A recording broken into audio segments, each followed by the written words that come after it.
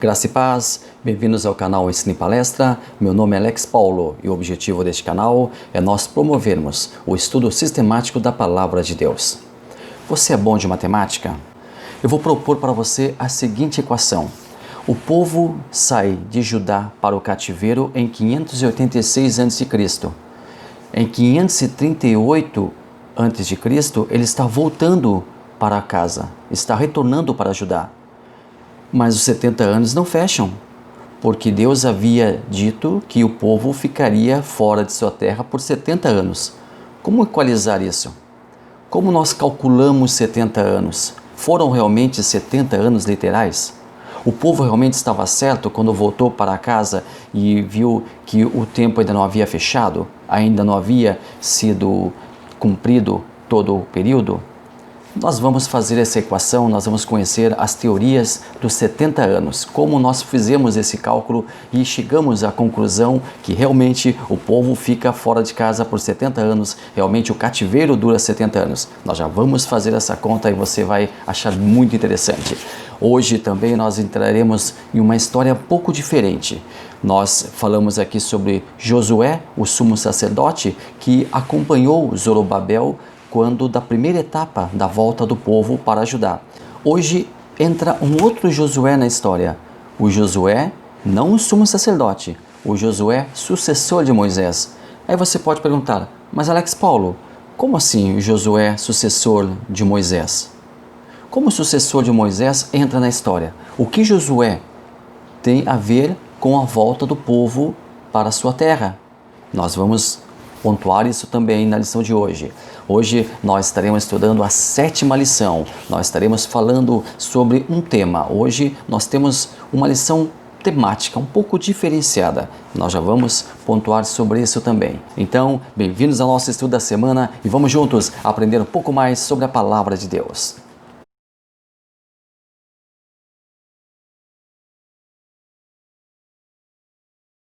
Hoje nós iremos estudar a lição número 7. O povo de Deus deve separar-se do mal. A nossa leitura bíblica em classe está dividida em 3 partes, todas elas no livro de Esdras. A primeira parte está em Esdras capítulo 2, versículos 59 ao 62. Depois Esdras capítulo 4, versículos 2 e 3. E ainda Esdras capítulo 6, versículos 2 ao 4. Eu não vou ler, a leitura é um pouco extensa, mas aconselho você a tomar a sua Bíblia em mãos. Você que tem a sua revista também poderá fazer a leitura pela revista e leia esses versículos, porque eu sempre falo, é interessante a leitura porque eles norteiam toda a lição. A leitura bíblica em classe, ela nos dá um panorama da lição, então é muito interessante nós fazermos essa leitura. Faremos aqui uma abordagem mais técnica através das 3 teorias existentes acerca da contagem dos 70 anos do cativeiro babilônico. Lembrando que a expressão 70 anos do cativeiro babilônico não está na Bíblia. Mencionado isso, vamos então às 3 teorias. Nós temos a primeira teoria, a teoria anos de cativeiro. A contagem começa a partir de 605 a.C., quando da invasão de Jerusalém. A partir desta data, então, é feita a contagem de 70 anos. Por essa teoria, o prazo terminaria em 537, 536, ali no decreto de Ciro. Por essa teoria não fecha, nós não conseguimos conciliar essa teoria com os 70 anos fechados. Mas nós temos algumas bases bíblicas que os defensores dessa teoria utilizam. Eles utilizam Jeremias capítulo 25, versículos 11 e 12, também utilizam Jeremias capítulo 29, versículo 10, e ainda Daniel, capítulo 9, versículos 1 ao 2. E essa referência de Daniel é a que melhor se encaixa nessa teoria. Eu vou ler para você. No ano 1º de Dario, filho de Assuero, da linhagem dos Medos, o qual foi constituído rei sobre o reino dos caldeus. No 1º ano do seu reinado, eu, Daniel, entendi pelos livros que o número dos anos de que falara o Senhor ao profeta Jeremias, em que haviam de cumprir-se as desolações de Jerusalém, era de 70 anos. Nós não temos a expressão cativeiro de Jerusalém, cativeiro do meu povo, cativeiro do povo de Judá. Nós temos a expressão desolações de Jerusalém, e a partir desse termo desolações de Jerusalém, nós traduzimos por cativeiro, mas a expressão cativeiro propriamente dita não está ali. Então essa teoria ela é embasada por esses temas, embasada por esses versículos bíblicos. Nós temos uma segunda teoria, vamos a ela. É chamada de teoria dos 70 anos de Babilônia. Os 70 anos, eles não estariam ligados, segundo essa teoria, somente a Israel, mas ao cativeiro de todas as nações conquistadas pela Babilônia por conta da derrota do Império Assírio. Mas como assim? Como vai ser para todas as nações o cativeiro? Bom, nós temos que lembrar que as nações que antes serviam o Império Assírio, a partir da queda deste, agora passaram a servir ao novo império, o Império Babilônico. Em 609 a.C., Babilônia derrota a Síria, e em 539 a.C., Babilônia perde o império para os Medo-Persas. Aí nós temos decorridos exatamente 70 anos. Então, os 70 anos estão ligados, segundo essa teoria, à Babilônia e não a Israel. Os 70 anos estão ligados ao domínio do Império Babilônico, que subjugou as nações. E as bases bíblicas para essa teoria são Jeremias capítulo 25, versículo 11 e Jeremias capítulo 29, versículo 10. Essa é a referência que melhor se encaixa nessa teoria. Eu vou fazer leitura na Nova Almeida Atualizada. Assim diz o Senhor, logo que se cumprirem para a Babilônia 70 anos, atentarei para vocês e cumprirei a promessa que fiz a vocês, trazendo-os de volta a este lugar. Esta é a segunda teoria, mas nós temos uma terceira teoria, a teoria da destruição do templo. Por essa teoria, nós fizemos a contagem de um templo ao outro. Quer ver como é que funciona? Olha só, o templo foi destruído em 586 a.C., juntamente com a cidade de Judá, que também ficou em ruínas. Avançando 70 anos, nós chegamos a 516 a.C., exatamente a data quando o templo foi reconstruído sob a liderança de Zorobabel. Aí também nós fechamos 70 anos. E nós temos bases bíblicas para essa teoria, que é Zacarias capítulo 1, versículo 12 e Zacarias capítulo 7, versículo 5. Eu vou ler as duas para você. Zacarias capítulo 1, versículo 12 diz assim: Então o anjo do Senhor disse, ó Senhor dos exércitos, até quando não terás compaixão de Jerusalém e das cidades de Judá, contra as quais estás indignado há 70 anos? Zacarias capítulo 7, versículo 5. Pergunte a todo o povo desta terra e aos sacerdotes, quando vocês jejuaram e prantearam no 5º e no 7º mês, durante estes 70 anos, será que foi realmente para mim que vocês jejuaram? Então essas duas passagens bíblicas, elas sustentam a teoria da destruição do templo. Interessante essa contagem, e eu pessoalmente, eu gosto bastante da segunda e da terceira teoria, mas eu creio que a teoria de templo a templo, do templo destruído ao templo reconstruído, é uma teoria que se encaixa perfeitamente nos propósitos de Deus. Se bem que nós temos também a segunda teoria, a primeira teoria, todas com bases bíblicas, então é interessante nós conhecermos todas elas. Está gostando do vídeo? Está gostando da aula? Então gostaria de convidar você para deixar o seu like, para se inscrever no canal, fazer parte da nossa comunidade, para fazer seu comentário. Fique à vontade para isso. Estamos aqui para fazermos uma grande parceria. Uma honra muito grande ter você aqui no Ensino e Palestra, este canal que está voltado para o estudo da Palavra de Deus. Bom, falando um pouco sobre 70 anos, como nós já falamos, agora vamos à seleção para a volta à terra natal. Para voltar à terra natal, foi feita uma pesquisa genealógica. Somente quem tivesse linhagem judaica estaria apto para o retorno. A volta não era uma obrigatoriedade. Como já foi afirmado nas aulas anteriores, muitos judeus resolveram ficar em Babilônia, negando-se a voltar para Jerusalém. Já tinham constituído a sua família ali, já tinham conquistado as suas propriedades, já tinham conquistado seu espaço e simplesmente não quiseram voltar, quiseram ficar ali. Quem quisesse voltar deveria provar sua linhagem judaica.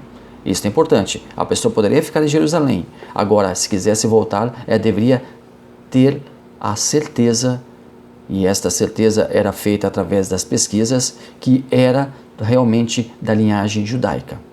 Quem quisesse voltar deveria passar por essa prova. Em uma primeira triagem, para você ter uma ideia, foram excluídas 652 pessoas da listagem. Para você ter uma ideia da rigidez da seleção, até mesmo alguns filhos de sacerdotes foram impedidos de viajar, porque seus nomes não foram achados nos registros das genealogias. Nós encontramos isso lá em Esdras, capítulo 2, versículos 59 e 60. Esses que não estavam na genealogia judaica eram considerados imundos. Uma palavra um pouco forte, mas essa era a expressão, imundos. Os judeus mestiços, frutos dos casamentos mistos contraídos na Babilônia, não puderam fazer parte dos grupos de retorno. Então nós entendemos porque muitos judeus, e essa também era mais uma razão para alguns não voltarem para Judá, porque haviam casado com pessoas ali da Babilônia e tinham agora uma família mista, então não poderiam, nem que quisessem, poderiam voltar para a sua terra. Mas mesmo aqueles que preservaram a sua linhagem e não quiseram voltar, tiveram a sua vontade respeitada. Então somente os judeus de linhagem judaica pura, digamos assim, estritamente pura, puderam fazer parte do grupo ou dos grupos de retorno ali para Judá. Trazendo aqui um contexto espiritual. Quando Cristo vier buscar a sua igreja, não levará um povo misto. E agora nós estamos falando de uma forma espiritual. Ele somente levará para si uma igreja única. E nessa igreja teremos pessoas das mais diversas, mais diferentes denominações. Uma igreja que preserva suas vestes limpas, sem máculas, lavada no sangue do Cordeiro. Uma igreja que não se contamina com o mundo e não compactua com as obras das trevas. Uma igreja de linhagem pura, uma igreja de linhagem santa, uma igreja de linhagem imaculada. Chegamos ao tópico 2, lembrando que o tópico 1 não tinha subtópico. E agora nós chegamos ao tópico 2, que tem alguns subtópicos. Aliás, nós estamos fazendo uma abordagem um pouco diferente nesta semana. Você que nos acompanha sabe que nós fizemos uma leitura de tópicos e subtópicos, depois passamos uma explanação da lição. Hoje nós estamos fazendo diferente. Nós estamos analisando os tópicos e subtópicos e dentro de cada um deles estamos fazendo esta contextualização. Se você acha melhor assim, deixe o seu comentário aí. Se você acha que deveria ser feito da outra maneira, deixe também seu comentário, isso é muito importante, esse feedback é muito importante para nós. Tópico 2. Os judeus não aceitaram a ajuda dos samaritanos. Agora nós temos uma pergunta. Quem eram os samaritanos? Bom, aí para falar sobre os samaritanos, nós temos que voltar um pouco na história. Nós temos os reis de Israel unificado, as 12 tribos de Israel juntas, Saul, Davi e Salomão. Lá em 1 Reis, capítulo 2, versículos 1 ao 3, nós temos o conselho de Davi para o seu filho Salomão. E aproximaram-se os dias da morte de Davi, e deu ele ordem a Salomão, seu filho, dizendo: Eu vou pelo caminho de toda a terra.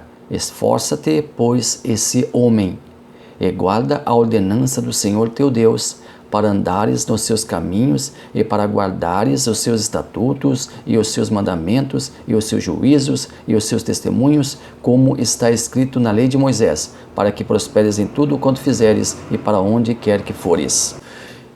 Após a morte de Davi, seu filho Salomão assumiu em seu lugar. Em oração, o novo monarca pede a Deus sabedoria para reinar em lugar de seu pai e julgar as causas do povo, bem como dirigir uma nação muito numerosa, muito grande, muito extensa. Está lá em 1 Reis, capítulo 3, versículos 7 ao 9. Porém, Salomão, ele fez aliança com reis estrangeiros. Porque qual era a tática de Salomão? Davi, ele tinha por tática a conquista de Davi, a conquista dos territórios por parte de Davi, se deu através da força, através da guerra. Mas Salomão não. Salomão, ele agia de uma maneira diplomática. E muitas vezes ele casava-se com mulheres, filhas de reis orientais. Era uma prática naquela época. E assim ele fazia alianças políticas.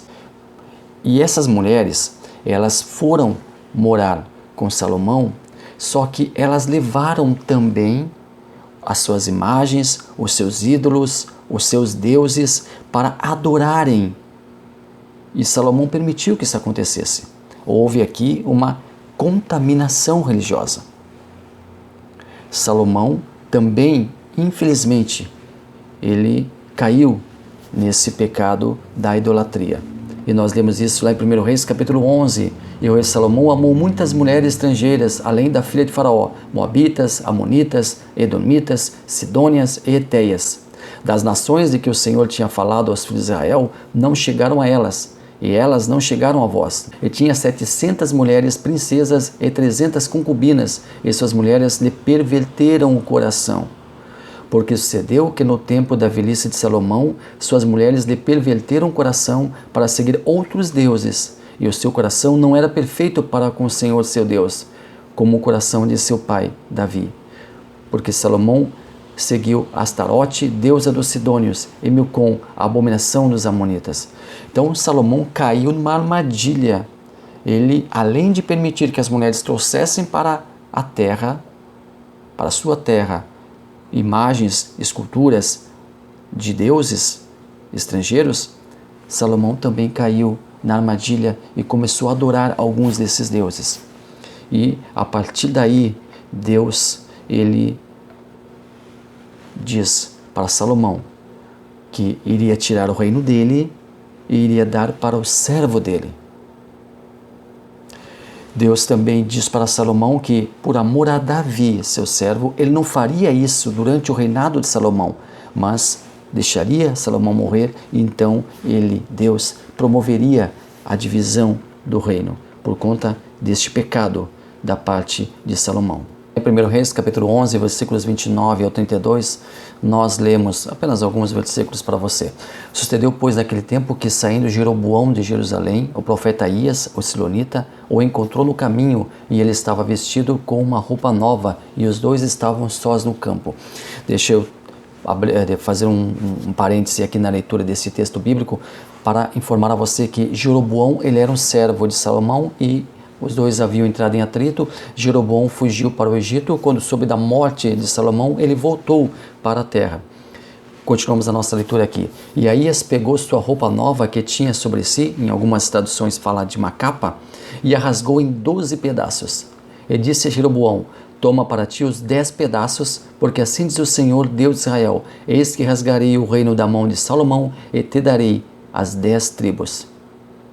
Porém, ele terá uma tribo por amor de Davi, meu servo, e por amor de Jerusalém, a cidade que escolhi de todas as tribos de Israel. Encerramos aqui a leitura. Veja só, Deus, ele promete a Salomão, devido ao pecado de Salomão, que o reino será dividido, e será dividido e entregue para um servo dele. Agora Jeroboão entra na história, o servo fugitivo de Salomão. Sabendo da morte de Salomão, ele volta para a terra. E agora ele recebe uma profecia, e o profeta, ele faz algo interessante, ele faz algo teatral, ele rasga a sua capa e divide ali, e diz para Jeroboão que ele tem 10 tribos em suas mãos a partir de algum tempo após aquela profecia. Interessante que Deus, ele honrou Davi, porque ele não fez a divisão no tempo de Salomão, e promove a divisão no tempo do filho de Salomão. Deus também honrou Davi, permitindo que Jerusalém ainda ficasse no território do filho, de Salomão. Então ele ficaria ali com as 2 tribos ao sul, e a capital seria Jerusalém. Mas as 10 tribos, elas seriam divididas. Aías, ele era um profeta e morava lá em Siló nos dias de Salomão e Jeroboão. E sua grande tarefa foi anunciar a separação das 10 tribos da casa de Davi. A grande profecia deste profeta foi exatamente essa profecia, a separação das 10 tribos da casa de Davi. E Aías entra na história devido principalmente a esse evento. Bom, mas as causas da divisão. A divisão veio do Senhor, isto é certo, nós já falamos aqui, já pontuamos. E vem como um castigo da desobediência. Portanto, essa divisão não era apreciável por Deus. Mas Deus, ele faria devido ao pecado de Salomão.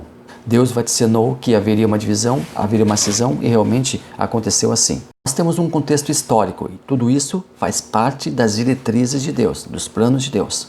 As 10 tribos ao norte, elas eram mais castigadas pelos impostos. Elas eram severamente castigadas por uma alta carga tributária. Já as tribos do sul, porque ficavam mais próximas da capital Jerusalém, elas recebiam algumas benesses. Bom, este é o contexto histórico também direcionado por Deus e foi o mote para a divisão das tribos. Mas vamos introduzir agora o filho de Salomão, Roboão. O filho de Salomão, Roboão, ele reina no lugar do pai dele. E sua gestão foi marcada por pesados impostos sobre o povo. Os líderes das tribos do norte procuraram ele para aliviar as suas cargas. Olha o contexto histórico chegando de novo. Os líderes das nações do norte, eles vão até Roboão e pedem, eles solicitam ao soberano que tivesse compaixão deles e compreendesse a grande diferença de carga que havia entre as tribos do norte e as tribos ao sul. E eles já não podiam mais suportar essa carga. O que Roboão faz? Ele vai aconselhar-se. Em primeiro lugar, ele procura os mais velhos. Lá em 1 Reis, capítulo 12, versículos 6 e 7, você lê isso. Ele solicita aos anciões um aconselhamento sobre o pedido que lhe foi feito pelas tribos ao norte. Interessante que eles param, os anciões aconselham Roboão, e qual é o conselho que eles dão para ele? E eles falaram dizendo, lá em 1 Reis capítulo 12, 6 ao 7, se hoje fores servo deste povo, ou seja, se hoje fores benigno para com este povo, se hoje fores amigo deste povo, se hoje fores sensível ao pedido deste povo, e os servires, ou seja, permitir que realmente eles tenham essa benesse, tenham esses impostos aliviados, tenham essa carga tributária aliviada e responderes favoravelmente a eles, todos os dias eles serão teus servos. Ou seja, você vai ganhar a simpatia, a obediência e a servidão dessas pessoas das tribos ao norte. Só atende o pedido deles e eles vão te servir para sempre. Roboão ouviu atentamente o conselho dos mais velhos, o conselho dos anciões, mas queria também ouvir os jovens, aqueles que foram criados com ele, aqueles que tiveram a sua infância com ele, os seus amigos.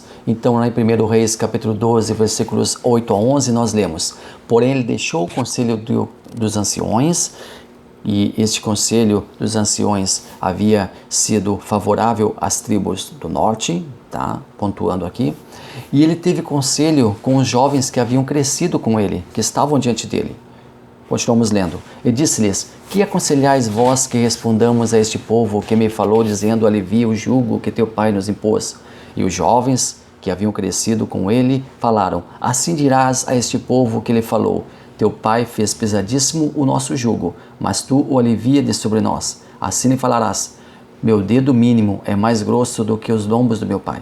Assim que se meu pai vos carregou de um jugo pesado, ainda eu aumentarei o vosso jugo. Meu pai vos castigou com açoites, porém eu vos castigarei com escorpiões. Olha só, medite bem neste conselho. Algo fora de contexto. Mas sabe o que é pior? Roboão gostou desse conselho e fez exatamente isso. Pesou ainda mais a carga tributária sobre as tribos do norte. Tudo isso dentro da permissão de Deus, porque as tribos seriam realmente divididas. Então Roboão pesa os dois conselhos e prefere os dos jovens e executa o que eles haviam aconselhado. O que acontece? A revolta das tribos do norte. Como não encontraram amparo em Roboão, os líderes das tribos do norte resolveram se opor ao governo de Roboão. E agora constitui sobre si um novo rei. Um reino é fundado, um novo reino é fundado. As 10 tribos do norte, que agora passam a se chamar Israel, e as 2 tribos ao sul passam a chamar Judá. Então houve essa cisão e o povo agora escolhe justamente Jeroboão para governar a tribo do norte. Jeroboão vai agora governar o reino do norte. As tribos do norte, as 10 tribos do norte agora têm sobre si um novo rei, Jeroboão, o servo de Salomão, como Deus havia falado. E Roboão fica com as tribos do sul. E ali em Israel, as tribos do norte, nós temos capital Samaria, e ali em Judá, as tribos do sul, nós temos a capital Jerusalém. A divisão do reino. Então agora nós temos dois reinos, Israel e Judá. Nós temos dois reinos divididos. Nós temos dois reinos separados. São irmãos, são todos judeus, só que agora estão separados geograficamente. Algo interessante para nós falarmos sobre o reino do norte e o reino do sul. No reino do norte nós tivemos vários reis que se sucederam e todos esses reis fizeram o que era mal perante Deus. Não seguiram a palavra de Deus, não seguiram os conselhos divinos. Ao passo que ali em Judá, alguns reis foram fiéis a Deus e outros não. Mas lá em Israel, nenhum rei foi fiel ao Senhor. E interessante que lá no reino do norte, já no início, o primeiro rei, Jeroboão, que foi encontrado pelo profeta e falado que ele seria o rei sobre aquelas nações, já Jeroboão promoveu algo triste. Jeroboão, ele colocou o povo ali de Israel para adorar outros deuses. Ele constituiu sacerdotes para adorar alguns deuses ali, para que o povo não fosse lá para Jerusalém, onde era até então o centro de adoração, porque se o povo saísse do norte e fosse para o sul, ele tinha medo que o povo não retornasse mais. Então, para que o povo não adorasse lá em Jerusalém, ficasse adorando ali no norte, ficasse adorando ali em Samaria, ele cria deuses, altares e começa assim a desmoralização religiosa do povo de Israel. E devido a essa desobediência do povo, em 722 a.C., nós temos um acontecimento que marca para sempre as tribos do norte. O reino do norte foi destruído pela Síria, que para humilhar ainda mais os filhos de Israel, levou os cativos para a Mesopotâmia. Isso aconteceu em 722 a.C. Foram deportadas cerca de 27 mil pessoas. Por 3 anos seguidos, o imperador assírio Sargão II fez um cerco a Samaria, que se rendeu em defesa. O cerco a Samaria foi tão terrível que a fome era desesperadora, a ponto de pais comerem seus filhos. Algo tétrico. Está lá em 2 Reis, capítulo 6, versículos 25 e 29. Lembrando que as cidades, como nós já falamos, elas eram muradas. E sobre os muros tinham sentinelas que cuidavam quando os inimigos chegavam.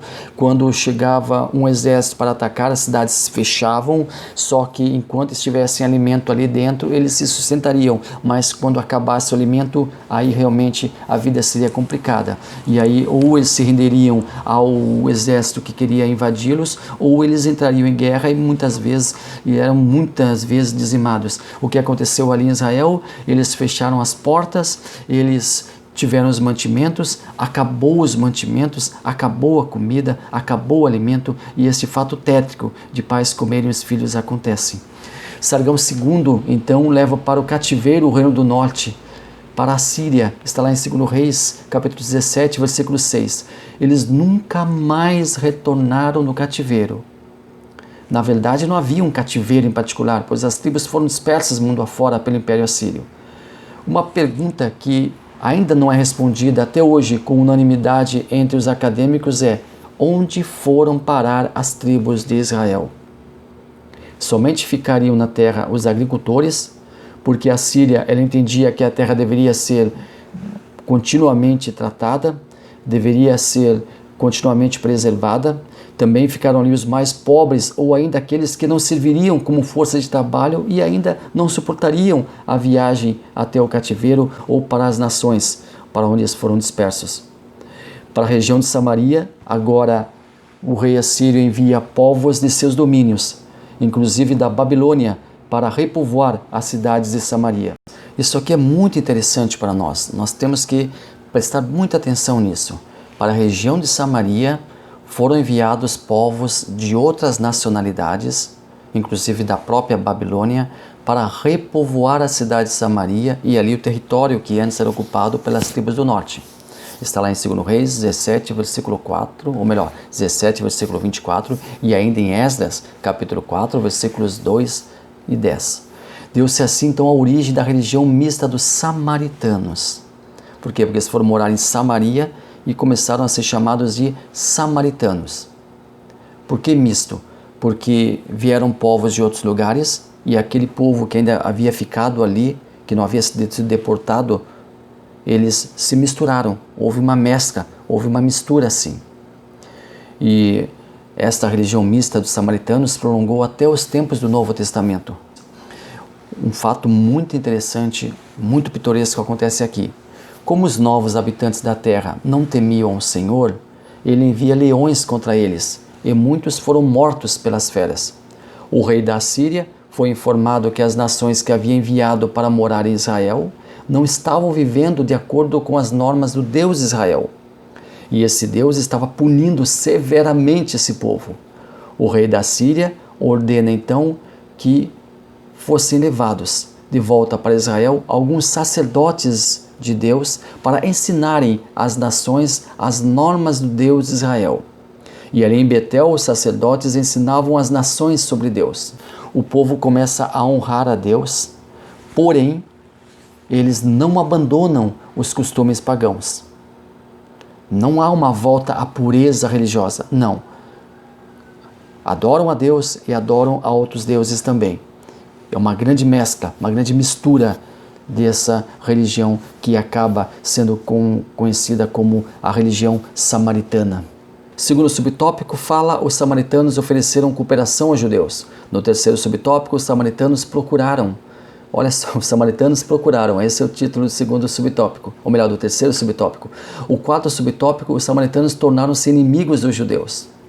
Nós já falamos aqui sobre a proposta dos samaritanos, não é? Sobre o ecumenismo. Está lá em Esdras, capítulo 4, versículos 1 ao 2. Logo que chegaram à terra, Zorobabel e os demais ouviram atentamente uma proposta dos samaritanos.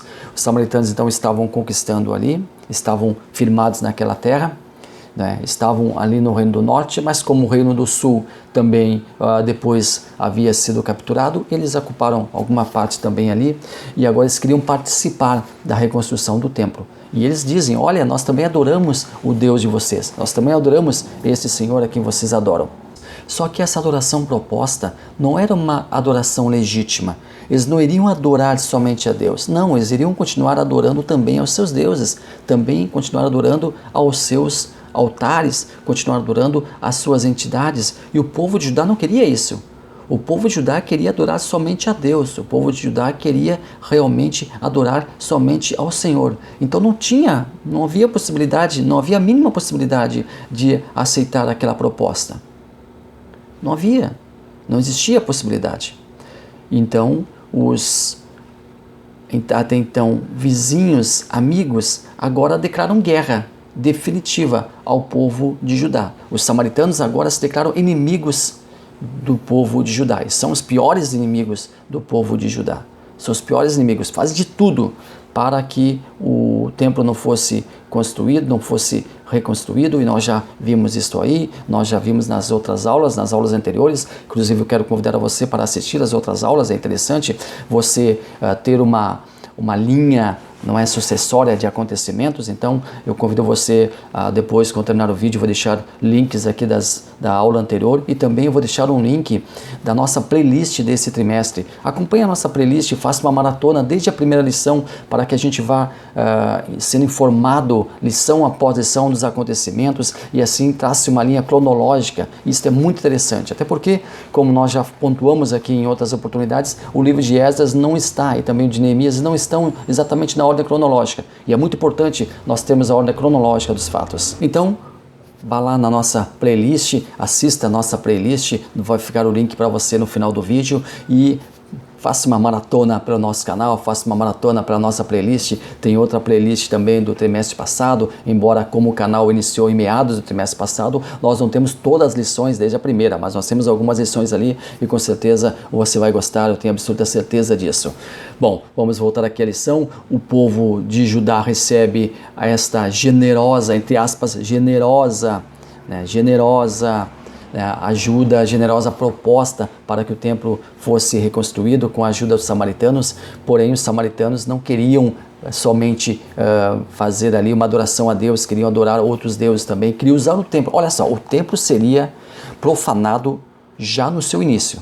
O templo já seria maculado já no seu início, se os judeus aceitassem aquela proposta. Então, realmente, não tinha como aceitar. Nós não podemos negociar nossa fé. Nós não podemos negociar o nosso credo. Nós não podemos negociar nossas convicções. Nós temos que respeitar toda e qualquer religião. Nós temos que respeitar toda e qualquer forma de culto religioso, porque isto é salutar e isto faz parte da nossa convivência social. Você conhece com certeza pessoas de outras religiões, você conhece com certeza pessoas de outros credos e não é inimigo delas. Não precisa, e aqui deixa eu pegar um gancho bem interessante, não precisa declarar inimizade a uma pessoa, a um grupo, porque este grupo, essa pessoa serve a outro Deus, promove uma outra religião. Não precisa, o respeito deve ser mútuo, o respeito é aconselhável, o respeito ele é inegociável. Nós temos que ter o respeito incondicional a todas as religiões, mas cada um pratica a sua religião, cada um pratica os seus cultos, cada um cultua ao seu Deus. Então, trazendo de volta para o contexto histórico aqui, os nossos amigos samaritanos não precisavam ficar inimigos dos judeus. Ora, então se eles quisessem um templo para adorar as suas entidades, fizessem o seu templo lá, fizessem seus altares, com certeza já haviam altares, mas poderiam fazer um templo lá. Por que não fizeram isso? Porque queriam justamente o templo que seria para a adoração de Deus. Por quê? Então, eles declararam guerra, e uma guerra ferrenha, uma guerra feroz contra o povo de Judá, a partir da negativa do povo de Judá em aceitar ali esta generosa, de novo, entre aspas, ajuda do povo samaritano. Nosso terceiro tópico: Deus exige santidade do seu povo. Você que já chegou até aqui, já estamos agora avançando para o terceiro tópico. Você que está gostando do vídeo, deixe seu like lá, deixe seu comentário, ajude o nosso canal. Estamos aqui para divulgar a palavra de Deus e a sua ajuda é muito bem-vinda. Nosso terceiro tópico: Deus exige santidade do seu povo. Primeiro subtópico: retornando do cativeiro, Israel separou-se do mal. Segundo subtópico: quando Josué se preparou para passar o Jordão, ele disse ao povo: santificai-vos, porque amanhã fará o Senhor maravilhas no meio de vós. Terceiro subtópico: o anjo do Senhor visita o acampamento israelita. Quarto subtópico: Israel é derrotado pela pequena cidade de Ai. Nesse ponto aqui, a lição deixa seu ciclo linear para entrar em um tema específico: a santidade do povo. Repentinamente, o assunto aqui, a volta do cativeiro e a reconstrução de Jerusalém, é colocado de lado, e aqui é introduzido um fato histórico que também fala de santificação. Aqui, a lição foge totalmente do contexto do trimestre e são introduzidas histórias ocorridas lá no passado, quando Josué era o líder da nação de Israel. Nós temos a figura de Josué nesse trimestre, que é o sumo sacerdote que acompanhou Zorobabel ali na primeira leva do povo do cativeiro para a volta a Judá. Mas esse Josué que nós agora estamos introduzindo por conta da lição é o sucessor do grande líder Moisés.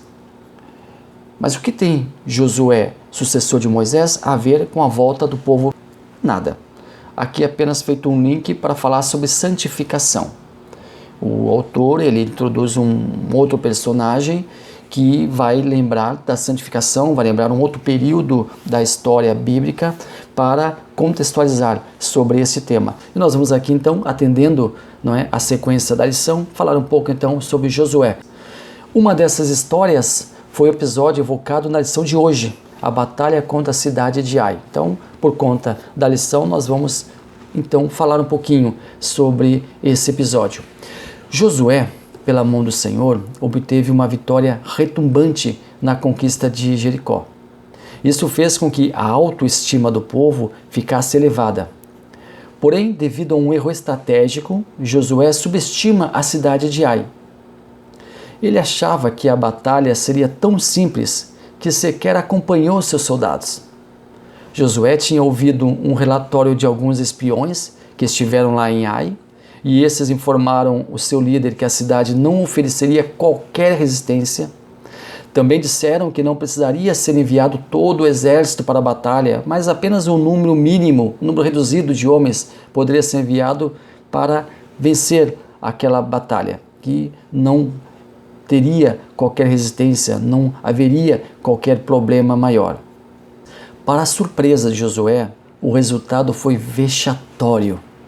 O exército de Israel teve que correr em fuga do pequeno inimigo e com baixas ainda. Josué simplesmente não entende o que havia acontecido. Como uma pequena cidade conseguiria uma façanha tão grande contra seu exército? Embora seu exército não estivesse na totalidade. Humanamente isso era impossível, era inconcebível. Alguma coisa havia saído errado naquela estratégia.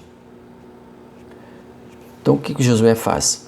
Ele ora a Deus, indagando o porquê dessa derrota tão humilhante.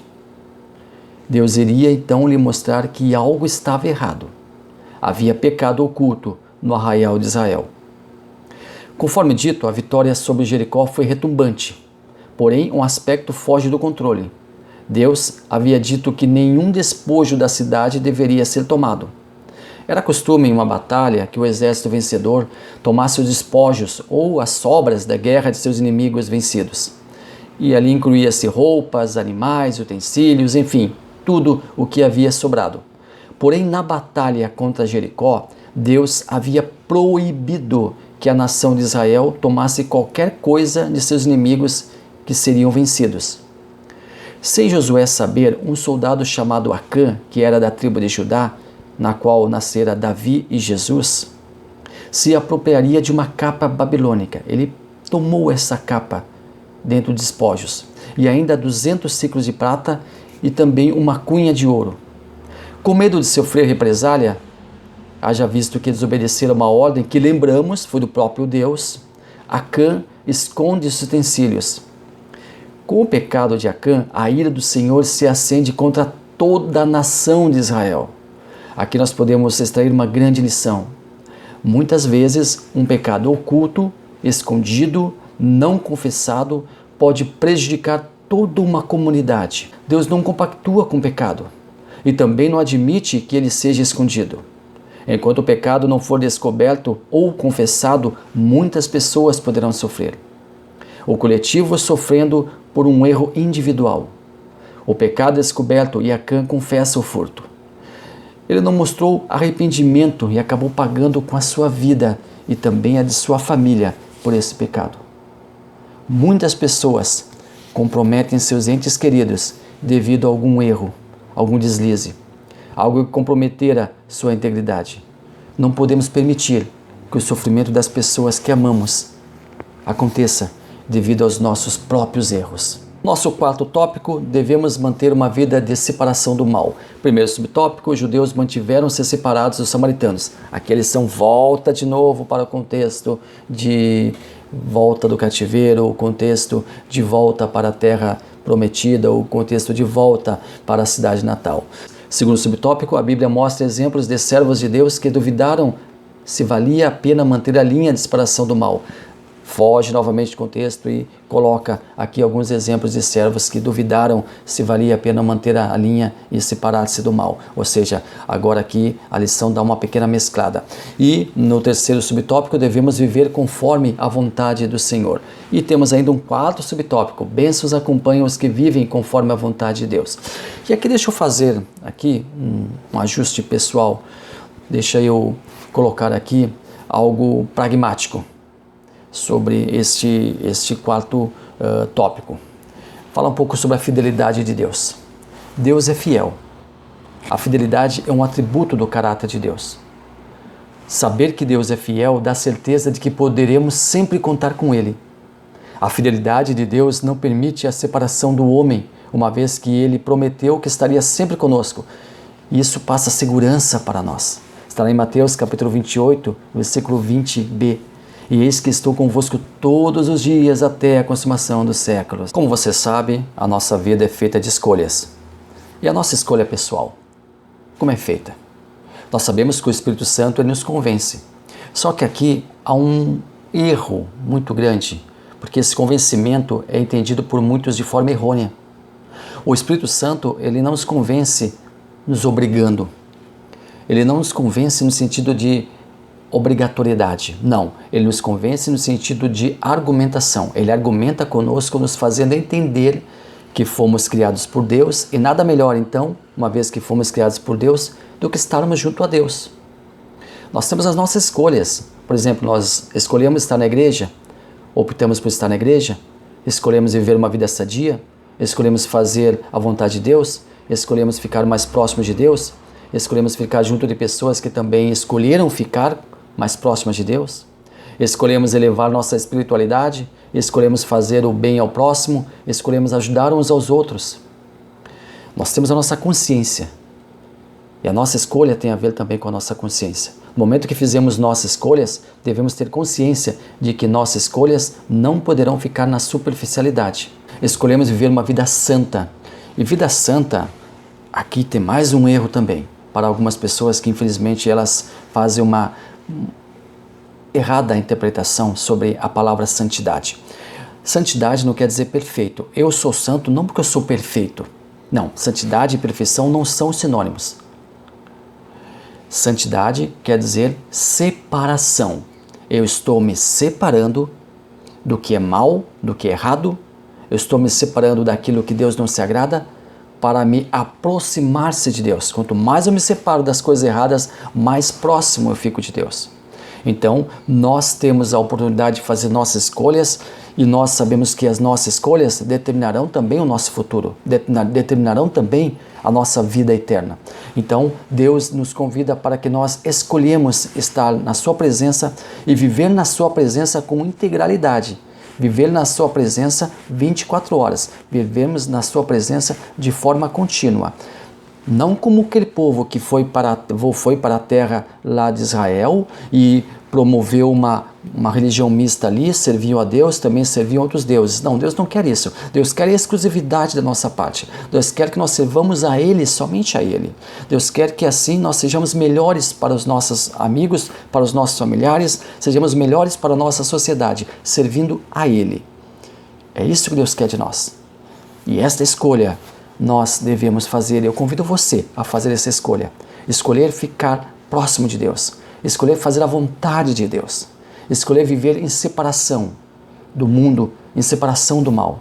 Para que assim um dia nós possamos estar muito próximo, vai chegar esse dia, para que possamos estar juntos de Deus, juntos ali de Jesus, juntos do Pai, para sempre, para todo o sempre. Muito obrigado a você que esteve conosco, muito obrigado a você que participou da nossa aula, muito obrigado a você que esteve até aqui, até este momento, nos prestigiando. Convidamos você para a próxima semana estar conosco. Toda quarta-feira nós postamos um vídeo novo e nós queremos convidar você para fazer parte da nossa comunidade. Então, Deus abençoe maravilhosamente a cada um de vós.